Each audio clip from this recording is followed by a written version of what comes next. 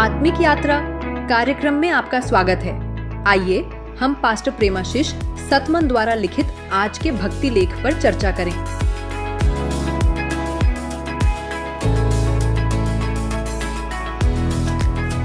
Praise the Lord. Praise the Lord. आज हम एक बहुत ही जरूरी सवाल पर बात कर रहे हैं। हाँ, वो सवाल जो अक्सर उठता है, परमेश्वर की इच्छा और हमारे अपने चुनाव, इनमें क्या रिश्ता है? बिल्कुल, और इसके लिए हम पास्टर प्रेमाशीष सतमन के एक लेख को देख रहे हैं, परमेश्वर की इच्छा और हमारे विकल्पों को समझना। जी। हमारा इरादा है कि इस लेख से समझें कि परमेश्वर के कंट्रोल और हमारी आजादी के बीच वो संतुलन कहाँ है। हाँ, जैसा लेखक समझाते हैं। तो शुरू करते हैं। जी।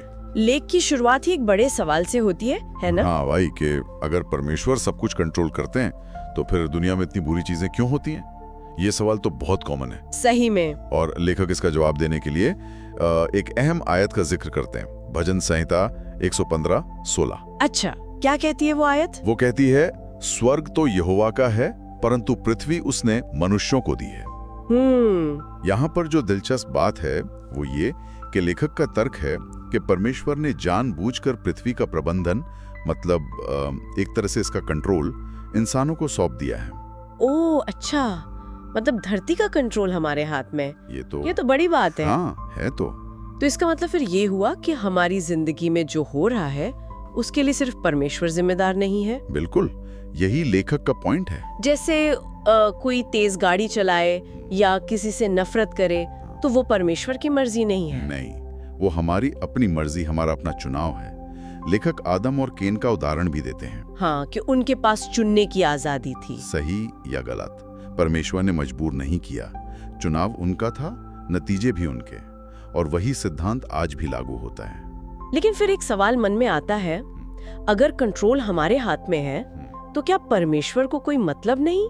क्या उन्हें परवाह नहीं है हमारी? नहीं, बिल्कुल नहीं। लेखक इस बात को बहुत साफ करते हैं, परमेश्वर को बहुत परवाह है। अच्छा।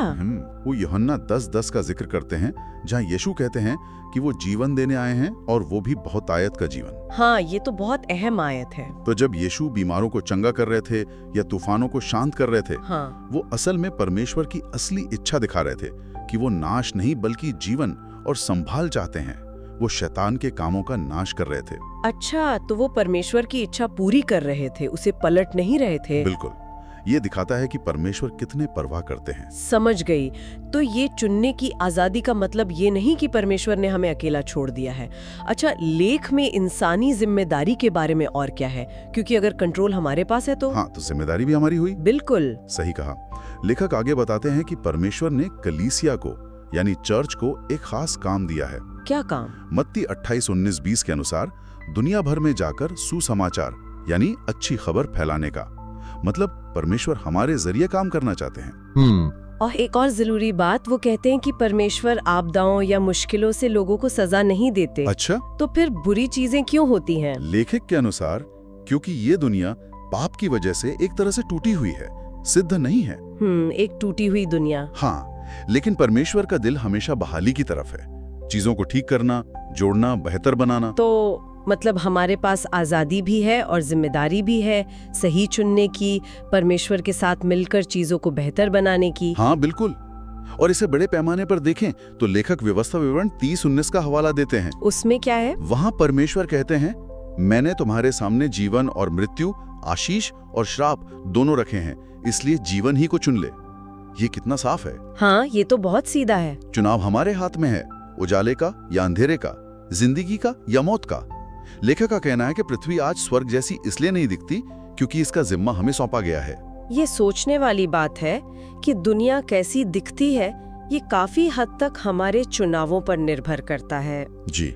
इसीलिए शायद लेखक आखिर में कहते हैं कि हम समझदारी से चुनाव करें, ज्ञान खोजें और हर चीज के लिए परमेश्वर को दोष देना बंद करें। हाँ, हमें परमेश्वर के प्यार और उनकी अच्छाई पर भरोसा रखकर जवाब देना चाहिए, विश्वास के साथ। तो अगर हम सारी बात को समेटें तो इस लेख का निचोड़ क्या है? निचोड़ यही है कि परमेश्वर प्रेम है और उन्होंने हमें चुनने की स्वतंत्रता दी है। वो मार्गदर्शन और मदद के लिए हमेशा तैयार हैं, लेकिन आखिरी फैसला हमारा होता है। ये स्वतंत्रता और जिम्मेदारी का एक संतुलन है। हाँ, एक नाजुक संतुलन। पास्टर प्रेमाशीष सतमन के लेख के अनुसार अगर हम परमेश्वर के प्रेम को अपनाते हैं और एक उद्देश्य के साथ जीते हैं तो हम उनके आशीषों को अपनी जिंदगी में काम करते हुए देख सकते हैं। ये एक उम्मीद भरी बात है। बिल्कुल, और ये हमें एक अहम सवाल पर सोचने के लिए छोड़ जाता है ना?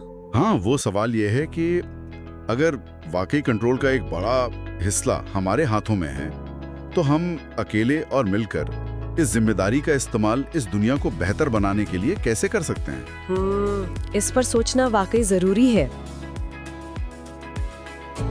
आज आत्मिक यात्रा कार्यक्रम को सुनने के लिए धन्यवाद, जहां हम हर दिन परमेश्वर के वचन पर चर्चा करते हैं। अगर आज का कार्यक्रम आपके लिए आशीषकारी रहा हो तो इसे अपने परिवार और मित्रों के व्हाट्सएप ग्रुप में जरूर साझा करें। कल फिर मिलेंगे। धन्यवाद।